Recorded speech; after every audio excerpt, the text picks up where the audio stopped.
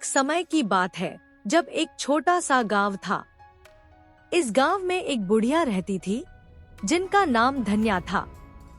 धन्या गांव की सबसे बुजुर्ग महिला थी और उनके पास एक मजबूत समझ थी। प्रतिदिन धन्या गांव के बच्चों को विवेकवाणी और नेक आदतों के बारे में कहानियां सुनाती थी। बच्चों के लिए धन्या की कहानियां सबसे मनोरंजन और सीखदायक होती थी। एक बार गांव में अचानक बहुत बड़ा समाचार सुना गया। गांव के आसपास का जंगल भयंकर शेरनी की वासस्थली था, जो लोगों के लिए खतरा बना हुआ था।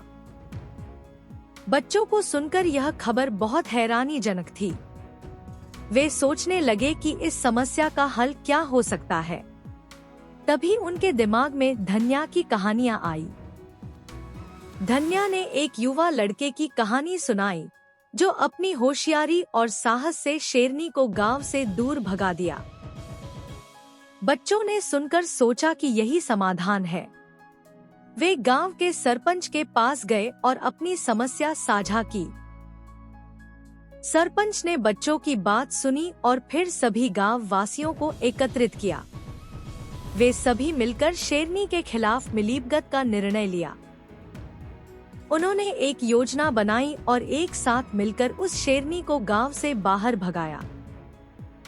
गांव के बच्चों के इस साहसिक कदम ने सबको प्रेरित किया। धन्या ने फिर से एक और कहानी सुनाई, जिसमें एक छोटी सी मधुमक्खी ने अपनी अद्भुतता से राजा को बचाया।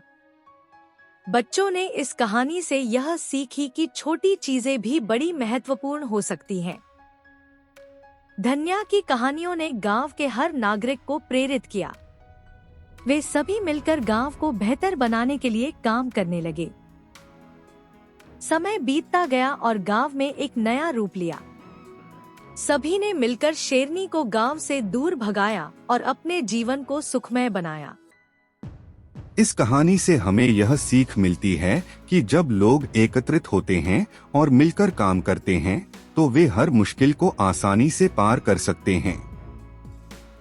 प्यारे बच्चों, हमारे YouTube चैनल को सब्सक्राइब करें और बेल आइकन को दबाएं ताकि हमारा अगला वीडियो सबसे पहले आपके पास आए।